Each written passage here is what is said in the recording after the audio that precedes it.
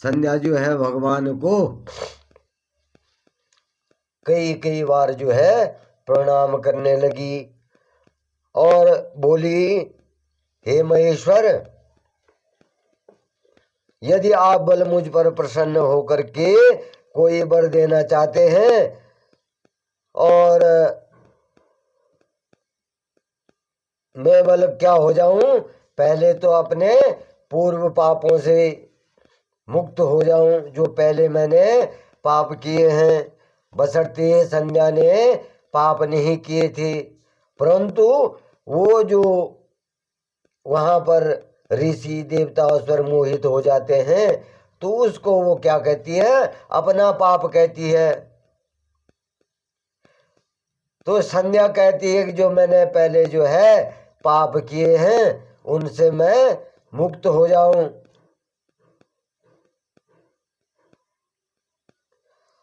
और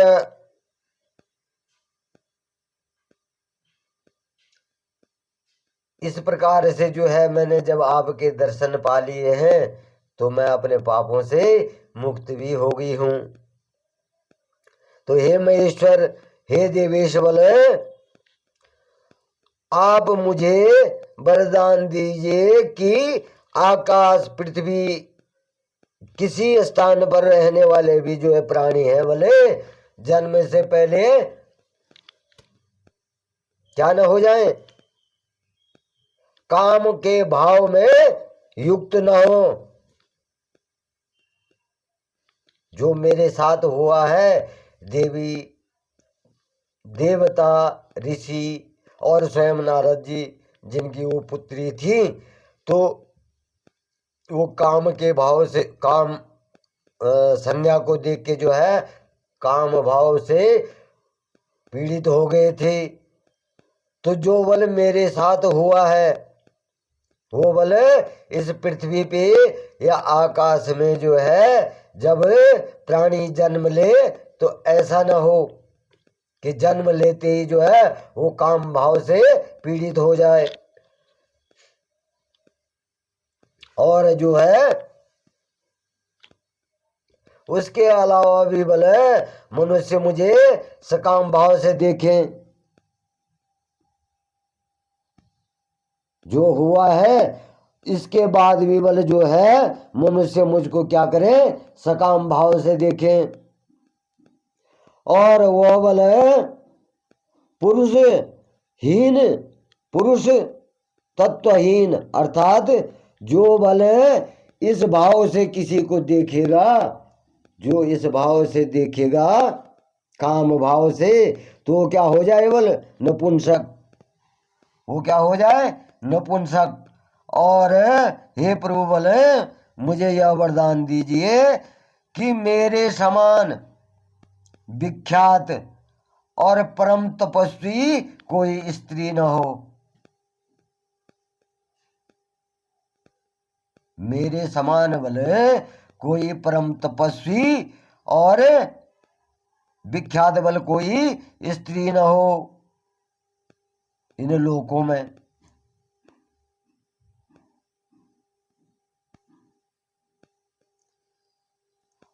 अब जो है निष्पाप संध्या बल क्या करने लगी, भगवान महाकाल से क्या करने लगी, वर मांगने लगी। और वरदान मांगने को सुनकर बोले भगवान शिव कहने लगे कि हे देवी संध्या, तथास्तु, ऐसा ही होगा। भगवान शंकर ने जो है संध्या को वरदान दे दिए।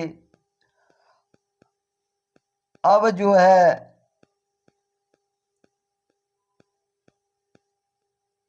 संध्या कह रही है कि तुम जो चाहती, भगवान शंकर कह रहे हैं संध्या को कि जो तुम चाहती हो मैं तुम्हें वही प्रदान करता हूं। जो वर तुम चाहती हो मैं तुम्हें वही प्रदान करना चाहता हूं। और प्राणी के जीवन में अब जो है 4 अवस्थाएं होंगी। अब भगवान महादेव ने क्या कर दिया कि जो प्राणी होगा उसकी 4 अवस्थाएं होंगी। वो जो है जन्म में ही जो है, जन्म लेते ही जो है काम भाव में नहीं लिप्त होगा। उस प्राणी की जो जन्म लेगा उसके क्या होंगे, 4 अवस्थाएं होंगी। तो इस प्रकार से भगवान महादेव जो है संध्या को कह रहे हैं कि पहली जो है शैशव अवस्था होगी, शिशु। दूसरी जो है कामार या अवस्था, कौमार्य अवस्था, जो कुंवर हम बोलते हैं कुंवारा है, तो कौमार्य अवस्था होगी। तीसरी अवस्था क्या होगी, यौवन अवस्था होगी। जवान हो गया साहब, यौवन अवस्था होगी तो जवानी। पहला शिशु, दूसरा कौमार्य अवस्था मतलब कुंवारा। उस समय वो क्या करेगा, जैसे अभी जो है बालक जो है शिक्षा दीक्षा लेते हैं, कुंवारे रह जाते हैं। और तीसरा क्या होगा बोले, यौवन अवस्था, जवानी जो है। और चौथा क्या होगा, वृद्ध अवस्था। चौथी अवस्था क्या होगी, बुढ़ापा, वृद्ध अवस्था होगी। तो जब बोले तीसरी अवस्था अर्थात जो है जवान हो जाएगा, यौवन अवस्था में जब प्राणी आ जाएगा, जब यौवन अवस्था में जो है प्राणी आ जाएगा, मनुष्य सकाम तपस्या से प्रसन्न होकर ही अपने यह मर्यादा निर्धारित जो तीसरी अवस्था में जो है वो जो है अपने यौवन में आएगा। और कहीं कहीं बल दूसरी अवस्था में भी प्राणी सकाम हो सकते हैं। तीसरी अवस्था में तो होगा, जवान हो जाएगा, उसमें यौवन आ जाएगा, शादी के लिए हो जाएगा। एक प्रकार से आप समझ लीजिए कि यौवन अवस्था में वो उसमें काम भाव आ जाएगा। लेकिन किसी किसी प्राणी में बल क्या होगा कि दूसरी जो अवस्था है उसमें भी काम भाव आ सकते हैं। दूसरी अवस्था में जो है उसमें भी जो है काम भाव आ सकते हैं। और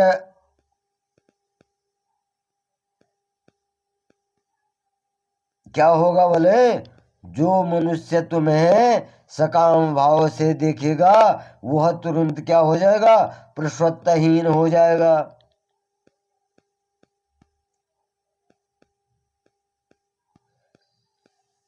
तुम्हारी तपस्या से बोले मैं प्रसन्न होकर के यह मर्यादा जो हूं निर्धारित कर रहा हूं। तुमने तपस्या करी है कि प्राणी के जो शिशु का उत्पन्न होना और उसमें काम भावना न आए, जो आपने वर मांगा है, तो किसी उसी के अनुसार बल मैंने ये जो है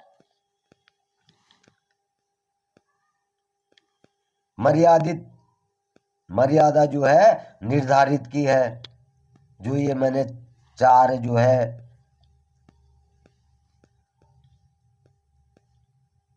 जो अवस्थाएं 4 अवस्थाएं मैंने बनाई हैं, तो वो बल आपकी तपस्या के अनुसार बनाई हैं। अब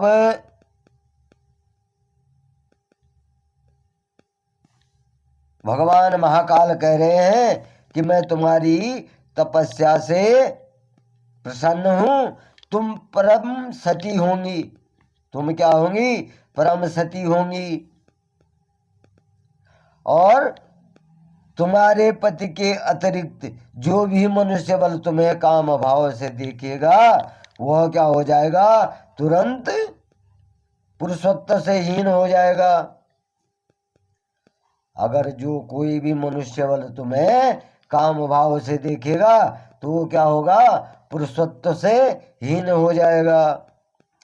और तुम्हारे पति भले महान तपस्वी होंगे, तुम्हारे जो पति होंगे वो क्या होंगे, महान तपस्वी होंगे।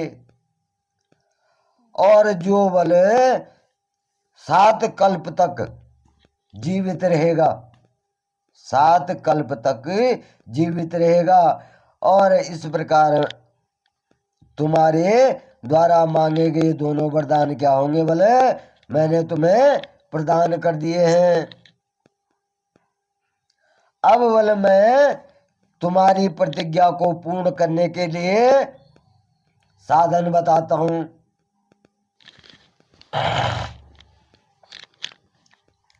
जो संध्या ने प्रतिज्ञा की कि मैं जो हूं यज्ञ अग्नि से जो हूं भस्म हो जाऊंगी, तो मैं तुम्हारी प्रतिज्ञा का बोले साधन बताता हूं। तो भगवान महाकाल आगे की लीला रच रहे हैं। अब संध्या को जो है भगवान महाकाल आगे की लीला बता रहे हैं कि संध्या, अब जो तुमने अग्नि वाला जो प्रण किया है तो उसका साधन क्या है, उसका भी मैं तुम्हें साधन बताता हूं। जो तुमने कहा कि मैं यज्ञ अग्नि में जो हूं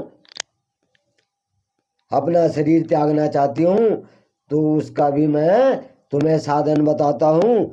तो इस प्रकार से बोले भगवान महाकाल जो है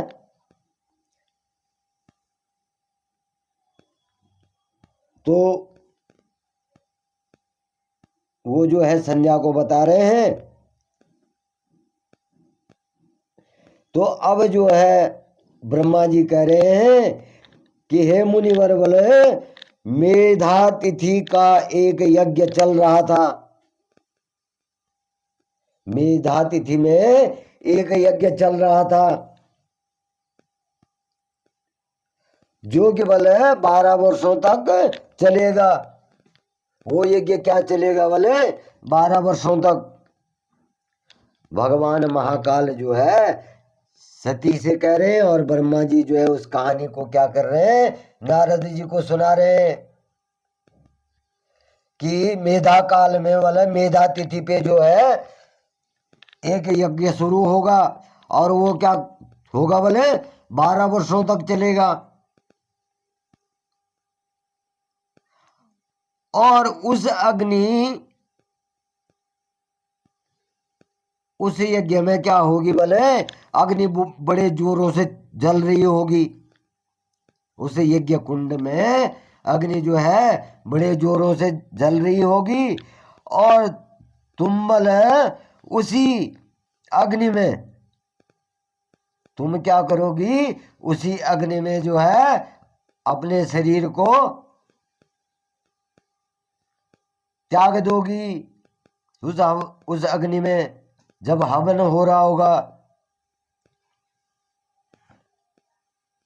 अब जो है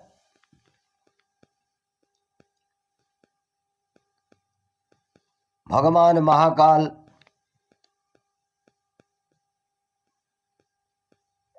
संध्या जी से कह रहे हैं कि चंद्रभागा नदी के तट पर वाले तपस्वियों का आश्रम है। चंद्रभागा नदी के तट पर जो है बोले चंद्र ऋषियों का आश्रम है और जहां बोले महायज्ञ हो रहा है, जहां पर महायज्ञ हो रहा है, तुम बोले उसी अग्नि से प्रकट होकर के मेधा तिथि की पुत्री होंगी। जब तुम जो है उस यज्ञ में, जो यज्ञ जो है 12 वर्षों तक चलेगा, उसमें अपना शरीर त्याग दोगी और उसके बाद बल क्या होगा, चंद्रभागा नदी के तट पर बल जो ऋषि मुनि हैं तो वो यज्ञ कर रहे होंगे।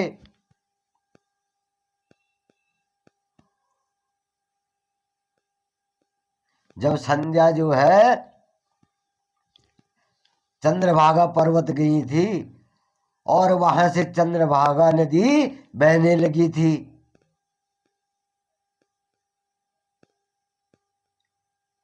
चंद्रभागा पर्वत से जो है जब संध्या वहां गई थी तो वहां जो है चंद्रभागा नदी बहने लगी थी। तो उसी चंद्रभागा नदी के तट पर वाले ऋषियों का आश्रम होगा और वहां यज्ञ हो रहा होगा।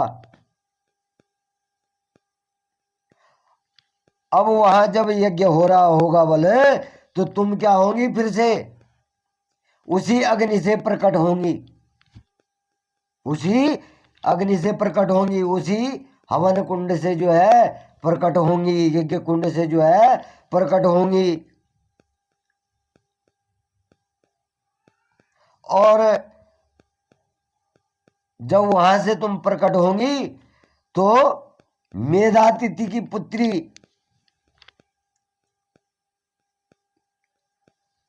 क्या होंगे, मेधातिथि की पुत्री होंगी। वहां से प्रकट होकर के क्या होंगे, जो मेधातिथि है उनकी पुत्री होंगी तुम। और अपने मन में बोले जिस पुरुष की तुम इच्छा करेंगे तुम बोले शरीर त्यागोगी, शरीर को त्यागोगी और वही पुरुष बोले तुम्हें पति रूप में प्राप्त होगा।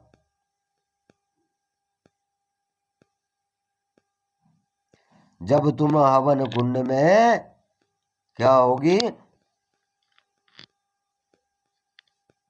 पहले अपना शरीर छोड़ दोगी, फिर वहां से जो है मेधातिथि के यहाँ जो है पुत्री रूप में उत्पन्न होंगी और चंद्रभागा नदी पर तुम्हारा बल अग्निकुंड से जो है मेधातिथि के पुत्री के रूप में जो क्या होगा, तुम अग्निकुंड से जो है प्रकट होंगी और अपने मन में बल जिस पुरुष की तुम इच्छा करेंगी तुम शरीर त्यागोगी, बल वहां भी तुम शरीर त्याग दोगी।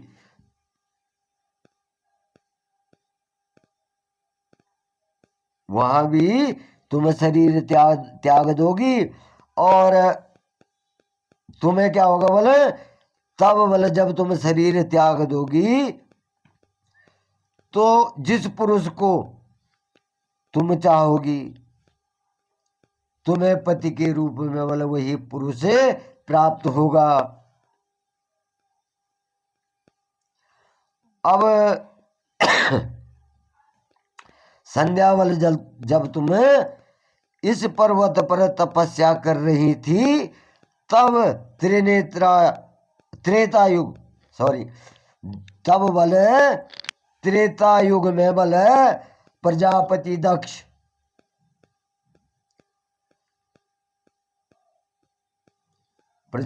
दक्ष की जो थी बहुत कन्याएं थी। प्रजापति दक्ष की बहुत कन्याएं हुई। जब सृष्टि की रचना आगे बढ़ रही थी तो जो है दक्ष की भी जो है कई कन्याएं पैदा हो गई। उनमें से बोले 27 कन्याओं का विवाह उन्होंने चंद्रमा से कर दिया था और चंद्रमा बल उन सबको छोड़ करके जो है केवल रोहिणी से ही प्रेम करते थे।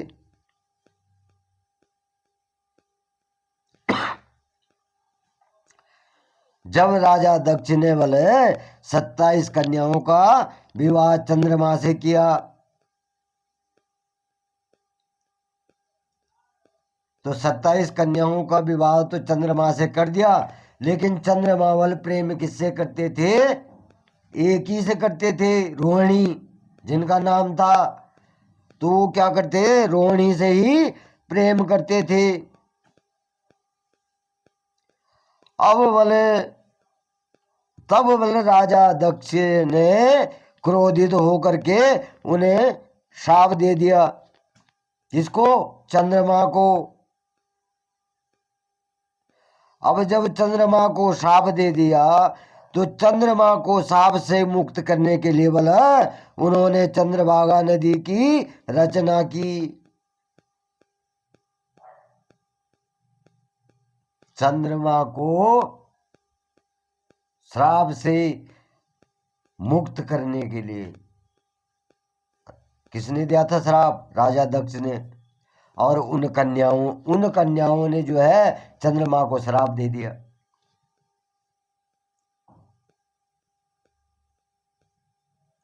और दक्ष जो है क्रोधित हो गए जब उन्होंने उन कन्याओं से प्रेम नहीं किया और एक ही कन्या से प्रेम किया। तो क्या हुआ बोले, राजा दक्ष ने क्रोधित होकर के जो चंद्रमा को श्राप दे दिया। और उनकी जो चंद्रमा को दक्ष ने श्राप दिया उसकी मुक्ति के लिए बोले उन्होंने क्या करा, चंद्रभागा नदी की रचना की। चंद्रमा को श्राप से मुक्त करने के लिए। अब उसी समय बोला मेधा तिथि के यहाँ जो है उपस्थित हुए। उसी समय जो है वो जो है मेधा तिथि के यहाँ उपस्थित हुए और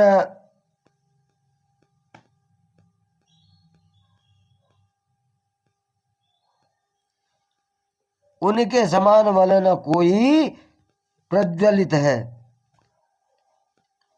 उनके समान न कोई तपस्वी है और न जो है होगा। उनके समान न कोई तपस्वी है न होगा। और उन्हीं का बल है ज्योतिष्टोम नामक यज्ञ चल रहा था। बल किसका? राजा दक्ष का। तो उसमें बल अग्निदेव प्रज्वलित हुए, उसमें अग्निदेव प्रज्वलित हो गए। अब जब अग्निदेव प्रज्वलित हैं बल हो गए उसमें, तुम बल उसी आग में तुम क्या करोगे, उसी आग में जो है अपना शरीर डाल करके जो है पवित्र हो जाओगी और अपनी जो प्रतिज्ञा है उसका पूरा कर दोगी। भगवान महादेव महाकाल जो है संध्या को कह रहे हैं कि ऐसा होगा।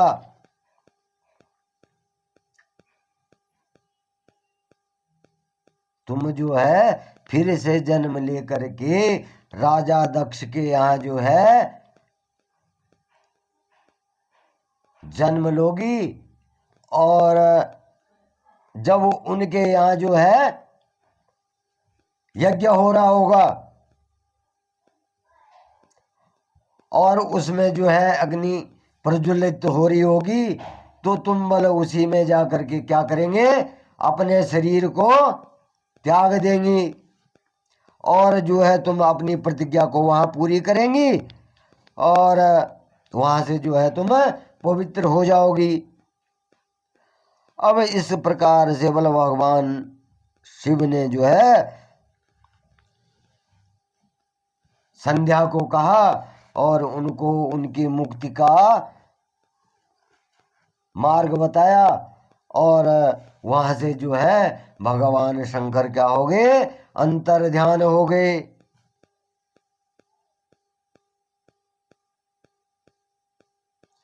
तो इस प्रकार से जो है संध्या जो है भगवान महाकाल की भक्त हो गई। तो आगे जो है अब जो है मैं संध्या की बल